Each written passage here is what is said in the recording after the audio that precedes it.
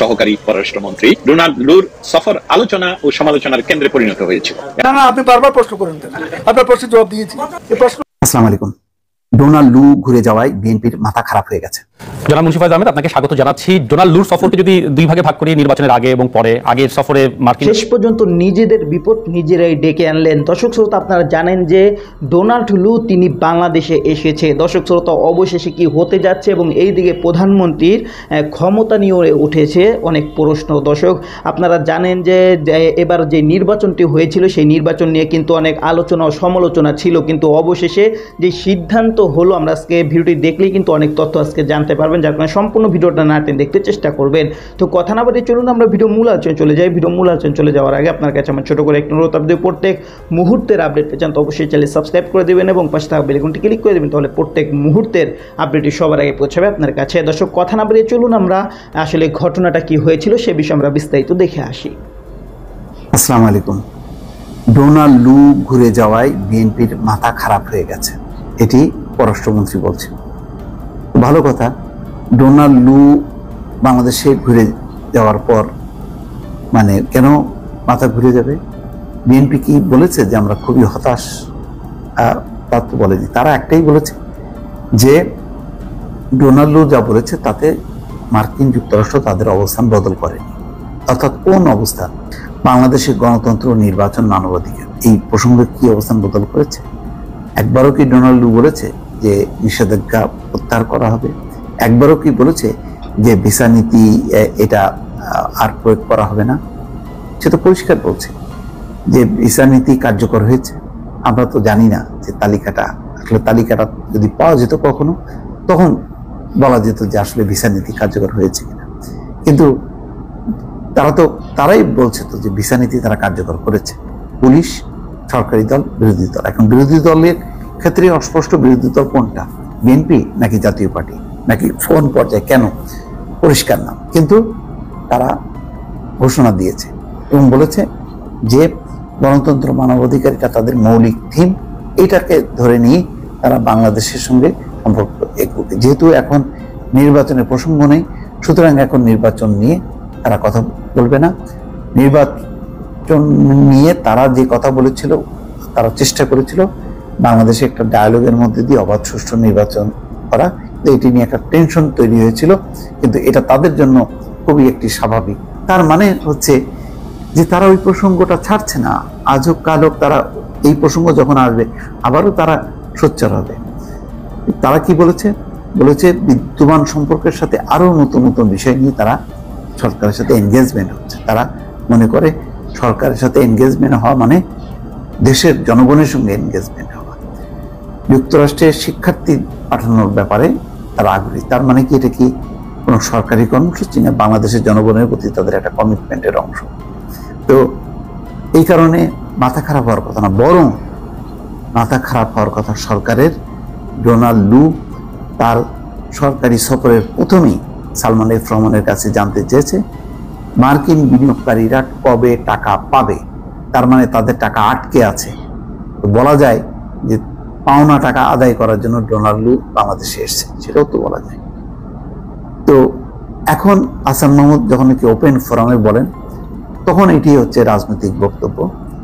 তিনি বলছেন যে মাথা খারাপ হয়ে গেছে। এখন মার্কিন যুক্তরাষ্ট্র যতক্ষণ না যদি বলতেন যে আমরা আগের যে আমাদের নির্বাচন বা এ নিয়ে এটা একটা ভুল ছিল, আমরা সরি, নিষেধাজ্ঞা আমরা প্রত্যাহার করব, তাহলে না বলা যায় যে না, মার্কিন যুক্তরাষ্ট্র সরি, তারা তাদের আগের চরিত্র পাল্টেছে এবং তারা নতুন করে বাংলাদেশ সরকারের সঙ্গে তারা মানে কাজ করতে চায়। তা তো না, তারা তাদের আগের অবস্থানটা ধরে রেখেই সেটাকে সঠিক মনে করে এবং এখন যে সরকার আছে সেই সরকারকে নিয়ে তারা এগোতে চায়। সেই ক্ষেত্রে মির্জা ফখরুল ইসলাম আলমগীর বলেছেন যদি সামরিক সরকারও থাকতো তাদের সঙ্গেও তারা মার্কিন যুক্তরাষ্ট্র কাজ করত। তো সুতরাং এইগুলি দিয়ে খুব গৌরবান্বিত হওয়ার মানে কোনো বিষয় নেই, বরং যে এটা লজ্জার ব্যাপার যে ডোনাল্ড লু এসে টাকা চাইছে, তাদের পাওনা টাকা, সেই টাকা দিয়ে সরকার তাদের মানে দেখাক তাদের কত বড় বাহাদুরি আছে, সেটা তো দেখানোর কোনো উপায় নেই। তো এই বাদ প্রতিবাদ ডোনাল্ড লুর সফরকে ঘিরে মনে হচ্ছে।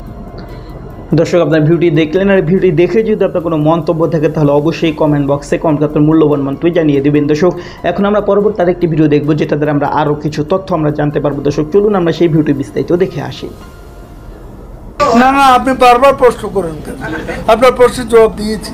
এই প্রশ্ন আগেও করেছেন। রাস্তার বিশৃঙ্খলাটা আপনি ঠেকাইতে পারেন না কেন? আপনাকে নিয়ে করব, চলেন। আপনি তো অভিযোগই গালি করতে থাকেন সব সময়। আমি একটু আগে বলে দিচ্ছি, আপনি কোথায় ছিলেন? আপনি তো গয়েশ্বর রায়ের মতো কোথায় চলে গেছে হঠাৎ, খুবই একটা মাথায় দিয়ে ভাষণ দিচ্ছে। এত প্রশ্ন কোন সাংবাদিক সম্মেলনে করে? এরপরে এসে বলতেছেন বিকল্প ব্যবস্থা না করে পুরনো সরানো গেছে, নতুন করে আপনি কেন এখন রাস্তা নামে এই জিনিসটা করতে পারছেন না? কারণ এই ভাঙাচুরা বাসের রাস্তা ঢাকা শহর। আপনার আমার জায়গাটা বসে, সেটা তো আপনার তো কথাবার্তা সুর সব সময় এরকম। অনেকে বলেন যে এভাবে প্রশ্ন করবেন না, খোঁচাবেন না। আমি আপনার সাথে পড়ছি, আমি ফ্রেন্ডলি কথাবার্তা বলতেছি, আপনি অলওয়েজ খুঁচিয়ে কথা বলেন, এটা ঠিক না। পিকিং করেন কেন? প্রশ্ন এইভাবে করে না কেন? আপনার এটা করার অভ্যেস। আপনার মন্ত্রণালয়ের বিষয়ে একটা প্রশ্ন করি, সেটা হলো না না, আপনি বারবার প্রশ্ন করেন কেন? আপনার প্রশ্নের জবাব দিয়েছি। মন্ত্রণালয়ের বিষয়ে কাদের ভাই, কারণ গত কয়েক বছর আপনি এই মন্ত্রণালয়ের রাস্তার শৃঙ্খলা ফিরানোর জন্য বারবার বলছিলেন, আপনি চেষ্টাও করছেন, কিন্তু সম্প্রতি এই ঈদের সময় আমরা যে পরিমাণ। আচ্ছা, এটা তো শুনলাম, এটা তো সবাই বলছেন, এই প্রশ্ন আগেও করেছেন। রাস্তার বিশৃঙ্খলাটা আপনি ঠেকাইতে পারেন না কেন? আপনাকে নিয়ে করব, চলেন। আমাকে নিয়ে করলে তো রাস্তার বিশৃঙ্খলা ঠেকানো যাবে না, এটা তো কথা। আপনি তো অভিযোগই গালি করতে থাকেন সব সময়। আপনাকে তো পাই না, আপনাকে প্রশ্ন করতে পারি না না, আপনি পান না, আপনার ভাই আপনার বোন তারা তো পাচ্ছে। আমি প্রতিদিনই কথা বলছি। প্রধানমন্ত্রী, আপনি তো অ্যাক্সিডেন্ট বা বড় ইস্যু হলে তখন পলিটিক্যাল কথা বলেন না, এই ইস্যু নিয়ে তখন তো বলেন না, তখন তো পাই না। আপনার না পাইলে আপনার ভাই পান, আপনার কাগজ আছে না? আমি তো এখানে না বসলে 3 রেতে অথবা আমাদের ঢাকা জেলা অফিসে আমি বসি, তো আমি তো বসি। এখন আপনাদের এক কাগজে আপনি না থাকলেন, আরেকজন থাকলো, তাকে দিয়ে প্রশ্ন করার অসুবিধা।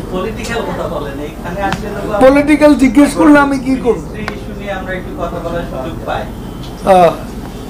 তো আমি নিজেই তো আজকে আপনাকে আমাকে অনুরোধ করেছি, আমি নিজেই বলেছি সেক্রেটারিয়েট এখানকার যে সাংবাদিকরা আছে তাদেরকে ডাকার জন্য আমি পিআরওকে বলেছি।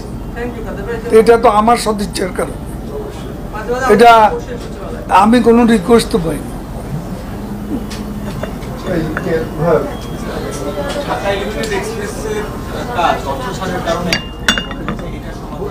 আমি একটু আগে বলে দিচ্ছি। তো দর্শক, আপনারা সম্পূর্ণ ভিডিও দেখলেন, আর সম্পূর্ণ ভিডিও দেখে যদি আপনার কোনো মন্তব্য থাকে তাহলে অবশ্যই কমেন্ট বক্সে আপনার মূল্যবান মন্তব্য জানিয়ে দিবেন। দর্শক, কথা বলতে বলতে আমরা ভিডিও শেষ পেয়ে চলে এসেছি। ভিডিওটি শেষ করার আগে আপনার কাছে আবার অনুরোধ করছি, আপনি প্রত্যেক মুহূর্তের আপডেট পেয়ে চান তো অবশ্যই চ্যানেলটি সাবস্ক্রাইব করে দেবেন এবং পাশে থাকা বেল আইকনটি ক্লিক করে দেবেন, তাহলে প্রত্যেক মুহূর্তের আপডেট সবার আগে পৌঁছবে আপনার কাছে। দর্শক, নিশ্চয়ই সবাই ভালো থাকবেন, সুস্থ থাকবেন। আল্লাহ হাফেজ।